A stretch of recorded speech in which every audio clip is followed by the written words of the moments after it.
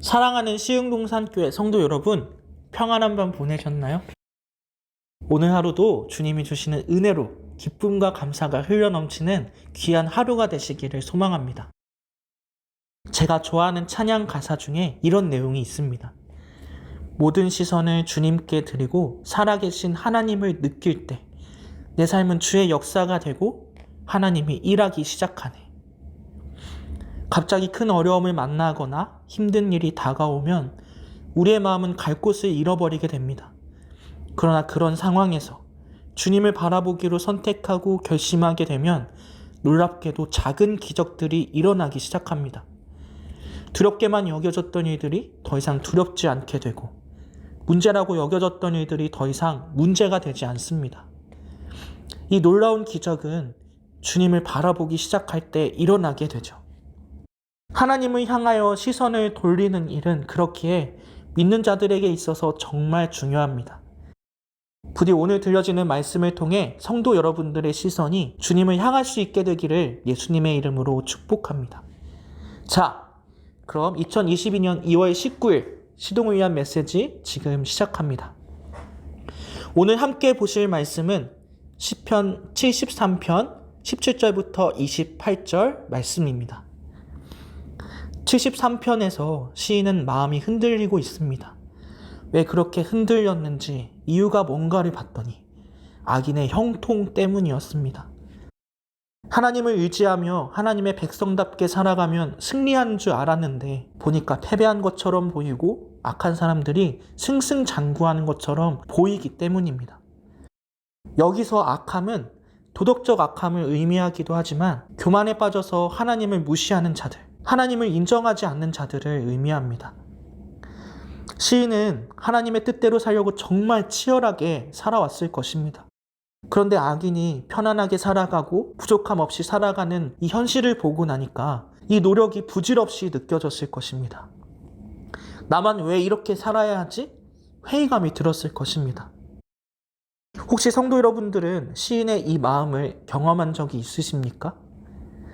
경험한 사건과 가정은 다 다르겠지만 어쩌면 본문에 나온 시인의 허탈하고 불안한 마음은 오늘날 우리가 겪는 마음이기도 합니다.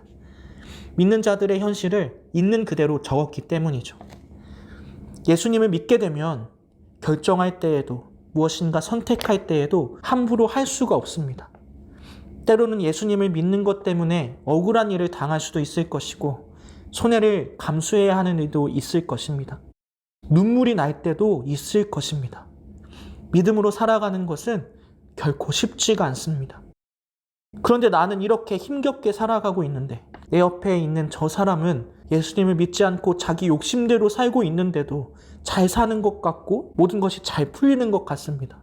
이 모습을 보면 누구라도 당연히 마음이 흔들릴 것입니다. 아니 그렇다면 믿음으로 살아가다가 어려운 현실과 부딪혔을 때 흔들리는 이 마음, 우리의 마음을 어떻게 해결할 수 있을까요? 다행히도 시인의 이야기는 여기서 끝나지 않습니다. 절망으로 끝나지 않고 17절부터 반전이 시작됩니다. 17절부터 19절까지 말씀을 읽겠습니다. 하나님의 성소에 들어갈 때에야 그들의 종말을 내가 깨달았나이다. 주께서 참으로 그들을 미끄러운 곳에 두시며 파멸에 던지시니 그들이 어찌하여 그리 갑자기 황폐되었는가 놀랄 정도로 그들은 전멸하였나이다. 시인은 하나님의 성소에 들어갈 때야 비로소 악인들의 결말을 깨닫게 되었습니다. 내 눈에 형통으로 보인 그것은 사실 형통이 아니고 저주였습니다. 그들이 가진 재산과 명예와 자랑거리들은 영원하지 않고 결국 없어질 것이며 악인들은 그들이 살아간 삶대로 심판을 받을 것입니다. 어쩌면 이 사실은 시인도 예전부터 알고 있었던 진리였을 거예요. 그러나 어려운 현실을 겪으니 보이지 않았을 겁니다. 이 좁아진 시야와 다쳤던 마음은 주님 앞에 나아가서야 비로소 회복이 되었습니다. 죽을 것 같고 견디기 힘든 마음이 주님을 만나고 말씀을 마음에 새기니 다시 회복이 된 것입니다. 예, 그렇습니다. 흔들리는 우리의 마음은 주님 앞에 나아가야 비로소 회복이 됩니다. 인생의 어두운 밤을 직면했을 때, 도저히 앞이 보이지 않을 때 믿는 우리가 해야 할 일은 주님께 나아가는 것입니다. 주님께서는 상한 우리의 마음을 결코 외면하시는 분이 아니십니다. 우리의 신음소리 하나까지도 듣고 계시는 분이십니다. 혹시 시인과 같이 인생의 어두운 밤을 지나고 계십니까? 그 자리에 계속 머물지 마시고 부디 주님 앞에 나아가시기를 간절히 권면드립니다. 주님께서는 그 마음을 결코 외면하지 않으시고 위로해 주실 것이며 놀라운 방법으로 인도해 주실 것입니다. 이어서 시인은 자신의 모습을 부끄러워하며 주님께 고백합니다. 22절과 23절 말씀입니다. 내가 이같이 우매무지함으로 주 앞에 짐승이오나 내가 항상 주와 함께하니 주께서 내 오른손을 붙드셨나이다. 주님을 만나고 나니 이제 깨닫게 되었습니다. 내가 주님을 붙잡고 있는 줄 알았는데 주님께서 내 삶을 붙들고 계셨습니다. 불평하고 실망하여 넘어졌던 그곳에서도 주님은 나를 떠나지 않고 함께하고 계셨던 것이죠. 이제 시인은 악하게 살아가는 사람들을 부러워하지 않습니다. 더 이상 편안하고 풍요로운 삶에 자신의 가치를 두지 않습니다. 시인의 불안했던 마음은 이제 하나님을 향한 신뢰로 바뀌게 되었고 하나님을 향한 사랑으로 바뀌게 되었습니다. 24절, 25절 말씀입니다. 주의 교훈으로 나를 인도하시고 후에는 영광으로 나를 영접하시리니 하늘에서는 주 외에 누가 내게 있으리요 땅에서는 주밖에 내가 사모할 리 없나이다.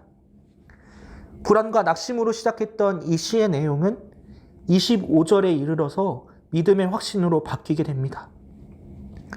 시인이 걸어왔던 삶은 결코 헛된 삶이 아니었습니다. 왜냐하면 가장 값진 것을 얻었기 때문입니다.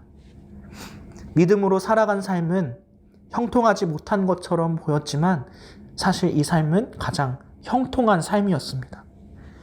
저는 오늘 본문의 말씀을 묵상하면서 형통에 대해 다시 한번 생각해 보았습니다. 대부분의 사람들은 형통을 하고 있는 모든 일이 잘 풀리거나 풍족한 삶을 영위하는 것이라고 정의합니다. 많은 사람들이 이 형통을 이루기 위하여 자신의 모든 시간을 소비하고 경쟁하죠. 하지만 여기서 분명히 알아야 할 것은 성경은 이 형통을 사람들이 알고 있는 것과는 다르게 정의하고 있다는 것입니다. 창세기 말씀을 읽다 보면 말미에 형들에 의해 억울하게 이집트에 팔려간 요셉이 등장합니다. 다들 아시다시피 요셉의 이집트 생활은 너무나 비참했습니다. 오랜 시간 힘든 노예 생활을 해야 했고 억울하게 감옥에 갇히게 되었으며 감옥에서 누군가 꺼내주길 기다리며 비참한 시간을 보내야 했죠. 요셉에게 남아있는 희망은 도저히 찾아볼 수 없었습니다.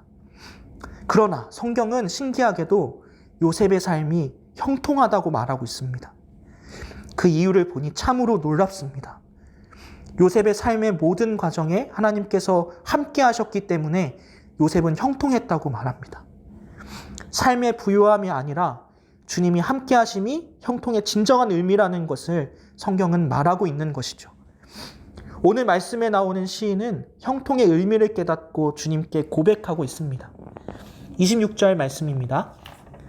내 육체와 마음은 쇠약하나 하나님은 내 마음의 반석이시요 영원한 분깃이시라. 세번역은 이 구절을 이렇게 말하고 있습니다. 하나님은 내가 받을 몫의 전부입니다. 시인은 나는 주님 한 분만으로 충분합니다. 주님 한 분만으로 만족합니다. 고백하고 있는 것이죠. 이 말은 어려움을 이길 수 있게 하는 어떠한 믿음의 주문이나 공식이 아닙니다. 실제입니다. 실제로 주님 한 분만으로 우리의 삶은 충분합니다. 예수님은 우리를 위해 목숨을 내어주셨습니다. 그리고 예수님의 목숨값으로 우리는 구원을 받게 되었죠.